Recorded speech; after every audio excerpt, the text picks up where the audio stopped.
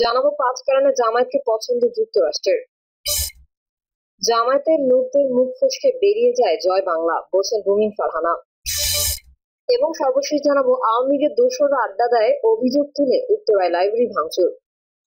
এতক্ষণ শুনছিলেন সংবাদ শিরোনাম, এবারে বিস্তারিত। তবে তার আগে অনুরোধ থাকবে আমাদের চ্যানেলটি সাবস্ক্রাইব করে বেল আইকনটি ক্লিক করুন। আওয়ামী লীগের দোসররা আড্ডা দেয়, অভিযোগ তুলে উত্তরায় লাইব্রেরি ভাঙচুর। রাজধানীর রাজক উত্তরা অ্যাপার্টমেন্ট প্রজেক্ট আবাসিক এলাকায় একটি লাইব্রেরিতে আওয়ামী লীগের দোসররা আড্ডা দেয়, এমন অভিযোগ তুলে ভাঙচুর চালানো হয়।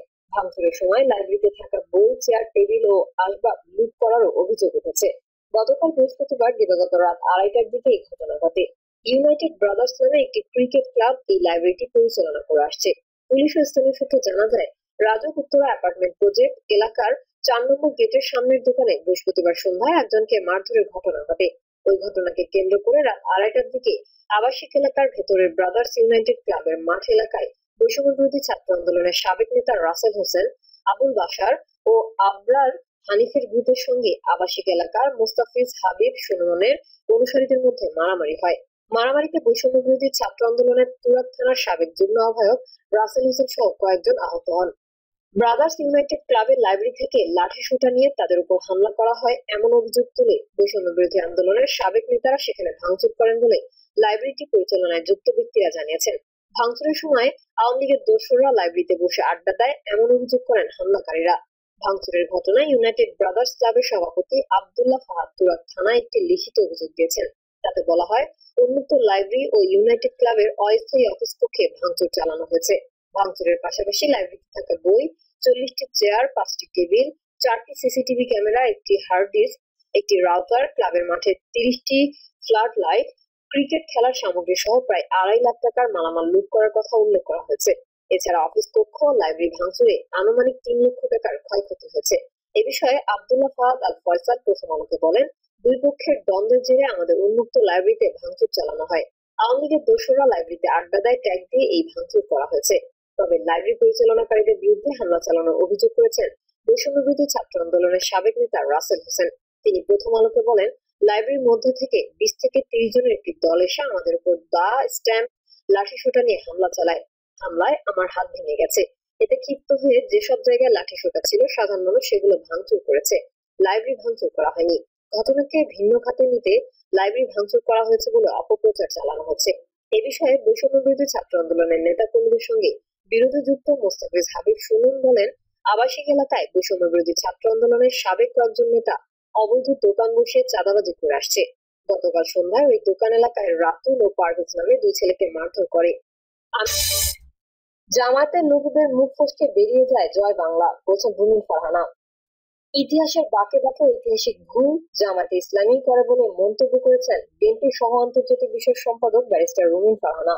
তিনি বলেছেন, শেখ হাসিনা যখন জাতীয় বেঈমান হিসেবে পরিচিত হয়ে ১৯৮৬ সালে স্বৈরাচারকে ন্যায্যতা দিতে, বৈধতা দিতে নির্বাচন করেছিল, তখন শেখ হাসিনার সঙ্গে জামায়াতও নির্বাচনে অংশ নেয়। ৯৪-৯৬ সাল পর্যন্ত জামায়াত আওয়ামী লীগের সঙ্গে দুইবার আন্দোলন গড়ে তোলে বিএনপি সরকারকে বাধ্য করে সংবিধানের তত্ত্বাবধায়ক সরকার ব্যবস্থা আনতে। সম্প্রতি একটি বেসরকারি টেলিভিশনের টক শোতে রুমিন ফারহানা এসব কথা বলেন। বিএনপির এই নেত্রী বলেন, জামায়াতের আমির, নায়েবে আমির বা সেক্রেটারি জেনারেল যা বলেন সেটা একেবারেই গ্রামের কর্মী পর্যন্ত জানেন। আমি বহু জায়গায় বলেছি, নিজেরাও স্বীকার করেন, তারা অত্যন্ত সুশৃঙ্খল এবং দলের আনুগত্য ভীষণভাবে মেনে চলেন। একদম টপ লিডারশিপ যা বলবেন সেটা একেবারেই গ্রামের প্রত্যন্ত অঞ্চলের যিনি কর্মী তিনি সেটাকে অক্ষরে অক্ষরে মেনে চলবেন।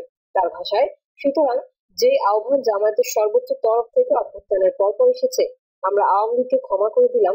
গত ১ বছর ধরে তাদের নেতাকর্মীরা সেই আহ্বানে সাড়া দিয়ে কাজকর্ম চালিয়ে গেছেন। সেই কারণে ওনাদের কোনো সভা সমাবেশ থেকে যখন বক্তব্য আসে, তখন বক্তব্য শেষে হঠাৎ করে কেউ কেউ বলে ফেলেন জয় বাংলা, মানে মুখ ফসকে বেরিয়ে যায়। দীর্ঘদিনের অভ্যস্ত মুখ ফসকে বেরিয়ে যায়। ছাত্রদল ও ছাত্র শিবির প্রসঙ্গে রুমিন ফারহানা বলেন, গত ১৫ বছর যখন ছাত্রদল ক্যাম্পাসে এক মুহূর্তের জন্য ঢুকতে পারেনি, তখন শিবিরের নেতাকর্মীরা খুবই চমৎকার ভাবে ছাত্রলীগের মধ্যে একীভূত হয়ে রাজনীতি করতে পেরেছে। প্রত্যেকটা হলে হলে শিবিরের কর্মীরা থাকতে পেরেছে, রাজনীতি করতে পেরেছে।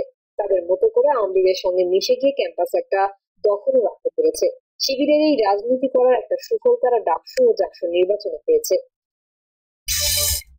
ডিম নিক্ষেপকারীর সঙ্গে শেখ হাসিনার ফোন আলাপ, ক্ষুব্ধ প্রতিক্রিয়া সার্জিসের। যুক্তরাষ্ট্রের নিউ ইয়র্কে জাতীয় নাগরিক পার্টির সদস্য সচিব আখতার হোসেনের উপর ডিম নিক্ষেপের ঘটনায় যুবলীগ কর্মী মিজানকে আটক করে পুলিশ। পরে তিনি জামিনে মুক্ত হয়ে আনন্দ মিছিল করেন। এ সময় মিজানের সঙ্গে ফোনে কথা বলে ধন্যবাদ জানান সাবেক প্রধানমন্ত্রী শেখ হাসিনা। এই ঘটনায় ক্ষোভ প্রকাশ করেছেন এনসিপির মুখ্য সংগঠক সার্জিস আলম। শুক্রবার এক ফেসবুক পোস্টে ফ্যাসিস্ট হাসিনাকে ছোট লোক বলে প্রতিক্রিয়া জানিয়েছেন এনসিপির নেতা। সার্জিস লেখেন, আমেরিকাতে বিবেকবোধ বেঁচে দেওয়া যে কুলাঙ্গারটা আখতার হোসেনকে ডিম ছুঁড়েছে তার সঙ্গে পরবর্তী সময় শেখ হাসিনা ফোন দিয়ে কথা বলেছে, ধন্যবাদ জানিয়েছে। একটা মানুষ কতটা ছোট লোক হলে এই কাজ করতে পারে। তিনি আরো লিখেছেন, এরকম নিচু মানসিকতার একটা নমুর 16 বছর ধরে একটা দেশের প্রধানমন্ত্রী থাকলে ওই দেশের প্রত্যেকটা সিস্টেমে পতন ধরা ছাড়া আর কি হতে পারে। যাদের নেত্রীর এই অবস্থা তাদের কাছে আরো বেশি ছোট লোকই দেখতে পাবে, এটাই স্বাভাবিক। পোস্টে সার্জিস আলম আরো বলেন, আল্লাহর কাছে লাখো কোটি শুকরিয়া যে আল্লাহ আমাদের দেশকে এমন একজন হিংসুক প্রতিহিংসাপরায়ণ ছোট লোক থেকে মুক্তি দিয়েছেন। জানা যায়, জাতিসংঘের সাধারণ পরিষদের 80তম অধিবেশনে যোগ দিতে অন্তর্বর্তী সরকারের প্রধান উপদেষ্টা অধ্যাপক মোহাম্মদ ইউনূসের সফরসঙ্গী হিসেবে 22 সেপ্টেম্বর যুক্তরাষ্ট্রের নিউ ইয়র্কে যান বিএনপি মহাসচিব মির্জা ফখরুল ইসলাম আলমগীর, এনসিপির সদস্য সচিব আখতার হোসেন, জ্যেষ্ঠ যুগ্ম সদস্য সচিব তাসনিম জারা ও জামায়াতের নায়েবে আমির ডক্টর সৈয়দ আব্দুল্লাহ মোহাম্মদ তাহের। তারা যুক্তরাষ্ট্রের জন এফ কেনেডি আন্তর্জাতিক বিমানবন্দরে পৌঁছানোর পর টার্মিনাল থেকে বের হওয়ার সময় আওয়ামী লীগের নেতাকর্মীরা আখতার হোসেনকে লক্ষ্য করে ডিম ছোড়েন এবং তাসনিম জারাকে কটূক্তি করেন। যুক্তরাষ্ট্র আওয়ামী লীগের বিজ্ঞান ও প্রযুক্তি বিষয়ক সম্পাদক জাহিদ হাসানের বিরুদ্ধে এই ঘটনায় জড়িত থাকার অভিযোগ উঠেছে। 5 কারণে জামায়াতকে পছন্দ যুক্তরাষ্ট্রের। বর্তমান সময়ে বাংলাদেশ রাজনীতিতে আলোচিত দলের নাম জামায়াত ইসলামী। রাজনীতিতে ক্রমেই প্রাসঙ্গিক হয়ে উঠেছে দলটি। বিশেষ করে ডাকসু ও জাকসু নির্বাচনে দলটির ছাত্র সংগঠন শিবিরের বিজয়ের পর জামায়াতকে নিয়ে নতুন কৌতূহল শুরু হয়েছে বিভিন্ন মহলে। কূটনৈতিক মহলেও চলছে নানা জল্পনা কল্পনা। এই নিয়ে বিশেষ প্রতিবেদন প্রকাশ করেছে ভারতীয় গণমাধ্যমে। এই সময় ভারতীয় সাংবাদিক অনুমিত্র চট্টোপাধ্যায়ের বিশেষ প্রতিবেদন পূর্বের হওয়া পর্ব 3 ইসলামী জোট করে যা জয়ী হতে কি পারবে জামায়াত শিরোনামে এই নিয়ে নানা বিশ্লেষণ উঠে আসে। সাক্ষাৎকারে বাংলাদেশ কাজ করা মার্কিন কনসুলেটরের এক কূটনীতিক জামায়াত ইসলামীকে আমেরিকার পছন্দের কারণ উল্লেখ করেন। তবে সংবাদ মাধ্যমটি ওই কূটনীতিকের নাম উল্লেখ করেনি। সংবাদ মাধ্যমটি ওই কূটনীতিকের কাছে জানতে চেয়েছিলেন বাংলাদেশে জামায়াত ইসলামী কেন এত প্রিয় যুক্তরাষ্ট্রের কাছে। জবাবে তিনি অনেকগুলো কারণ দেখিয়েছিলেন। বিশেষ করে 5টি কারণে তারা জামায়াতকে ক্ষমতাও দেখতে চায়। 1, তাদের নেতারা উচ্চশিক্ষিত, বাণিজ্যিকভাবে অত্যন্ত সফল। 2, তাদের আচরণ খুবই ভদ্র সভ্য, কথা বলা যায় তাদের সঙ্গে।